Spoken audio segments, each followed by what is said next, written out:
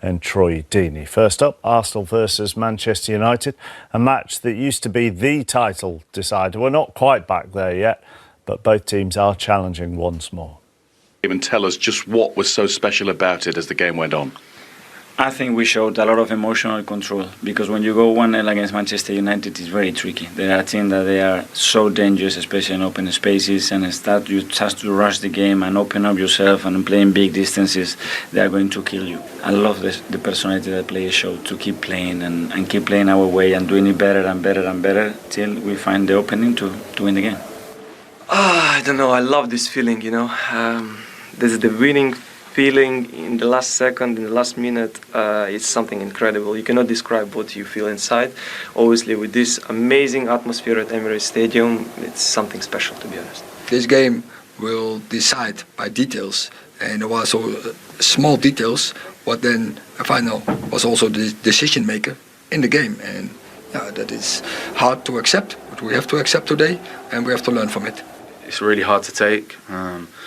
I think especially in the dressing room it's really flat at the moment, disappointed. But I think, you know, in games like this, in top games, I think you lose a bit of concentration towards the end, then you're going to get punished. You said last week after beating Tottenham that it felt like a big step for you. Is this more of a stride rather than a step today? Well, to do it repeatedly, especially against big teams, and especially the way we played again today, it gives me a lot of positivity for the future, but we cannot get confused. You know, that's still half of the season, still everything to play for, and this league demands you to be at the best every single day. He talks about emotional control there, Martin, the way that Arsenal play, and by that I'm guessing he means that they don't change the way they play, whether they're behind, level or ahead. 100%, and that was very evident. The way that they played with fire, with energy, and a structure to their play, outstanding. You'd never have believed they'd gone a goal down, started the game absolutely on fire, which is a word that's been used a lot this week, particularly by Pep Guardiola. The shape is here. This became the way that they weren't affected. A goal down at this point. Look at this for a pass. He was absolutely fantastic today. Captain's performance, out to midfield.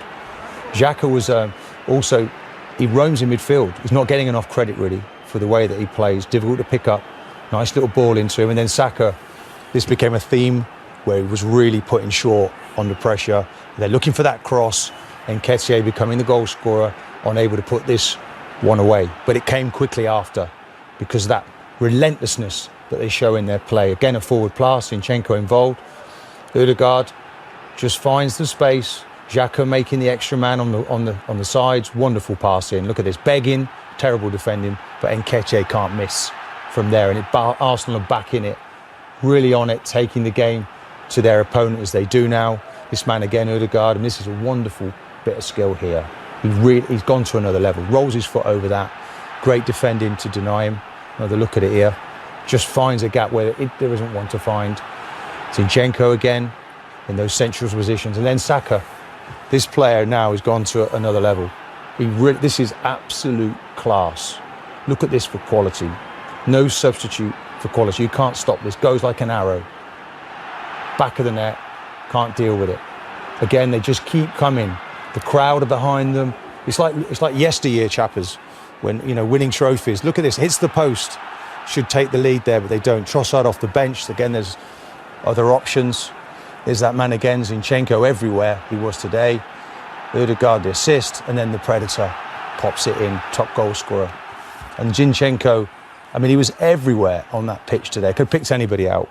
Great performance. He's his left back, by the way, and he's everywhere, chappers. He had more touches today than any player from either side. And if you're looking at statistics, that is Arsenal season's best for themselves in terms of shots and expected goals. Actually, the touches in the opposition box is not only the best for them this season, Martin, it's also the best for any team in any game this season. Yeah, and I think Pep was touching on it in the week.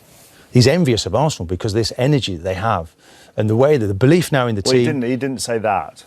No, but it was... He didn't say he was envious of Arsenal. He wants it in his own team. Right. It's not there for him.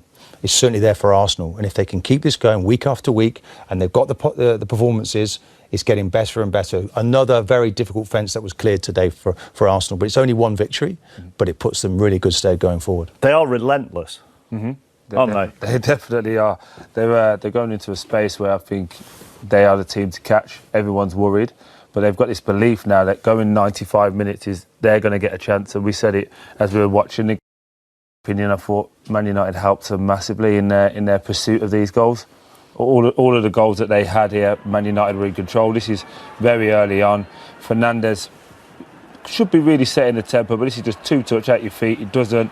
Odegaard's on him, and this was an early warning sign for what was to come. This is like 3 or 4 minutes in. Arsenal letting them know we're here, we're on the front foot. They got the crowd involved early, and as I say, this was time to come. But this is what I like the best. They set the trap.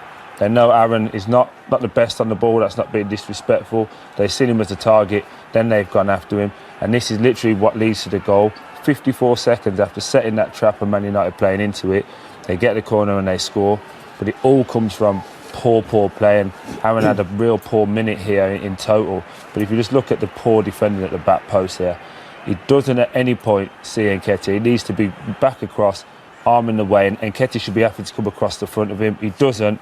He gets a cheap side, and it's a wonderful finish, but defensively really poor. They brought in a big man, workhorse up there, and I think here now, play the situation, play the occasion, drop it into him. They don't. They played into Arsenal's traps, let the pressure come. Now they go long. Workhorse is there, and that's a big centre half coming over. That's a perfect ball for them. Again, as we say, Eriksen this time, Xhaka getting back at him. Eriksen's actually asking why people telling me he's behind me. But they should know at the Emirates, in this current climate, you're getting 1 or 2 seconds. We spoke again earlier about how good Saka is and the ability. You know he's coming on his left foot. I need Eriksen to stop him coming on his left foot here. If he goes back down the side, that's fine. He can go round, you can't go through you. And I think McTominay should step up into the line of this as well, because if Odegaard steps on, he's going into Martinez. But this is the one now. You've got it to 2-2. There's a minute left of normal time. Marcus with a poor ball back in. He wraps it in. That's fine. Here now, take control. Put it in the channel. Get after it. Get up the pitch. They don't. They play poor football. They lose the ball here now.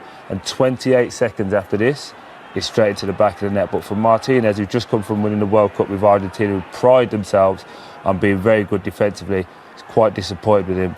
And here you go now. It's wonderful play from Arsenal. You can't take that away from them. But every goal could have been avoided. You'll never know, will you, what difference Casemiro might have made if he'd have played today, as regards his on the field and where he might have been. Yeah. But he brings a calmness and a leadership that was maybe missing from Manchester United centrally. I think a composure as well. The fact that when they're under pressure, there was a lot of times Eriksen was the only one coming for the ball. They were trying to build out from the back. I didn't see enough from McTominay or Fernandes in the build-up of that play. And I think Casemiro does. He's been there with Real Madrid. He wants it. He's played all them big games. Winning know-how. He's won everything there is in the game. That was a huge loss for them, but Arsenal really today. It wasn't okay. We looked at Manchester. I was really shocked their game management at times. Yeah. Certainly the first goal where the goalkeeper didn't elect to kick it long. Remember the start of the season against Brentford where it all went wrong for them, where they were just inviting the opposition on. They're not really learning in those moments. Okay, they've won 9 games on the bounce, so Ten Hag deserves great credit, and it was a thrilling match, but there was only really one winner there today. And we'll talk more about Arsenal a little bit later on as well.